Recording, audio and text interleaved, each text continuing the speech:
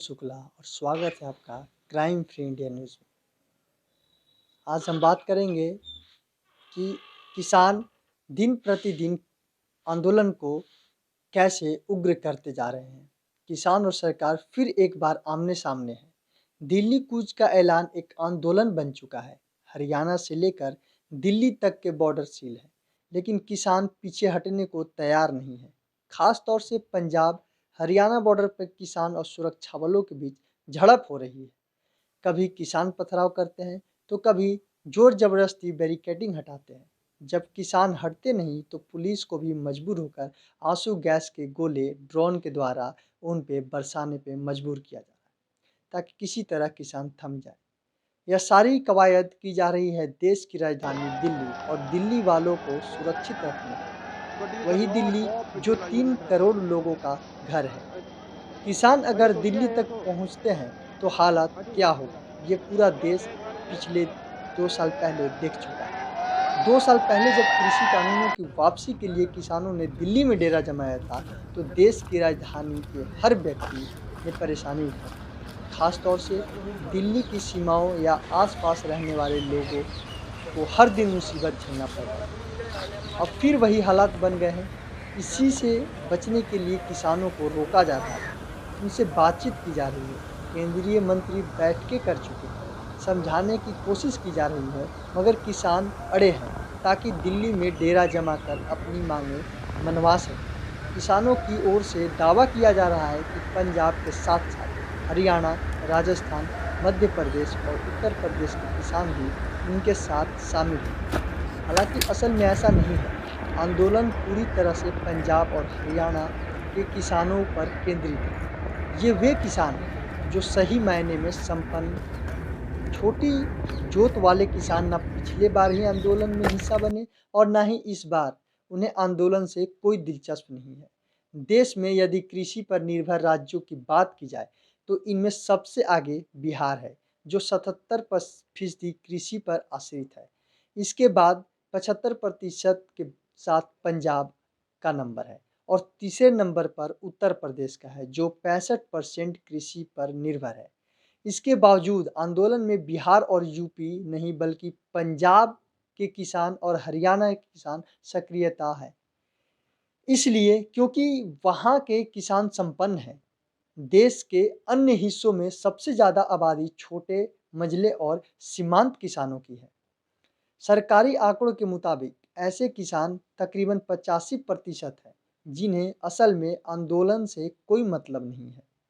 इनमें 2 हेक्टेयर या उससे कम जमीन पर खेती करने वाले छोटी जोत के किसान कहे जाते हैं। 1 हेक्टेयर से कम पर खेती करने वाले सीमांत किसान कहे जाते हैं, जो खेती सिर्फ इसलिए करते हैं ताकि उनके परिवार 2 वक्त की रोटी खा सके और अनाज मिल जाए। ऐसे में न तो उन्हें कृषि कानून से कोई मतलब था और न ही है। उन्हें एमएसपी से कोई मतलब नहीं है, न कोई दिक्कत है। सरकार के खिलाफ हर बार आक्रोशित होने वाले किसान इस बात से परिचित हैं कि असल में सरकार उनके लिए क्या कर रही है। फिर भी एमएसपी समेत अन्य मांगों का झंडा बुलंद कर हमेशा दिल्ली कूच को निकल पड़ते हैं। सबसे खास बात यह है कि सरकार लगातार किसानों की नई मांगें मानने के लिए भी तैयार रहती थी। बिजली अधिनियम, लखीमपुर खीरी में मारे गए किसानों को मुआवजा समेत कई मुद्दों पर सहमति भी बन गई थी, लेकिन एमएसपी पर सरकार ने समय मांगा था और किसान अड़ गए कि आंदोलन जरूर करेंगे और आंदोलन करके रहेंगे।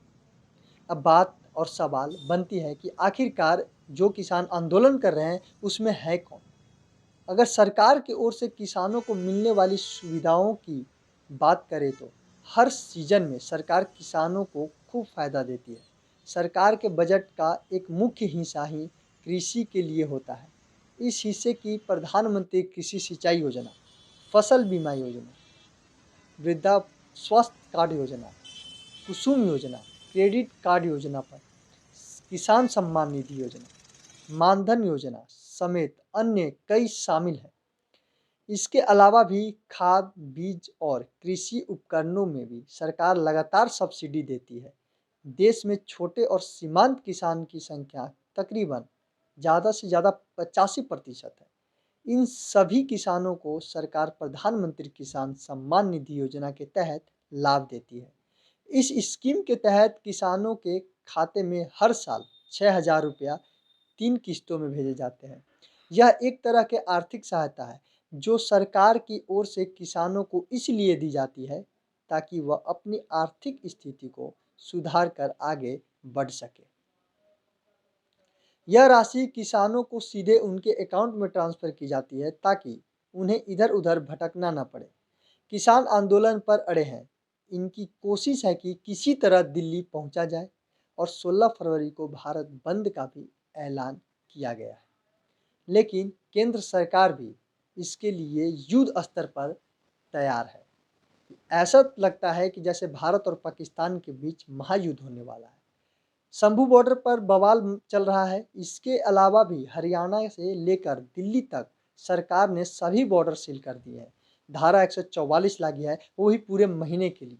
इस सब के बीच सबसे ज़्यादा डर दिल्ली के 3 करोड़ आबादी को है, जो इस बात से डरते हैं कि किसान यदि फिर यहाँ जम गए तो उनका क्या होगा। सवाल यह भी है कि बार बार दिल्ली आकर और यहाँ की जनता को मुसीबत देकर किसान संगठन आखिर क्या चाहती है। देश में पहली बार ऐसा हुआ कि ड्रोन के द्वारा बम बरसाए जा रहे हैं, वो भी किसानों पर। आखिर क्या ऐसी सरकार की मजबूरी है कि युद्ध स्तर पे तैयार होकर बम बरसा रही है, ड्रोन के द्वारा आंसू गैस छोड़ रही है।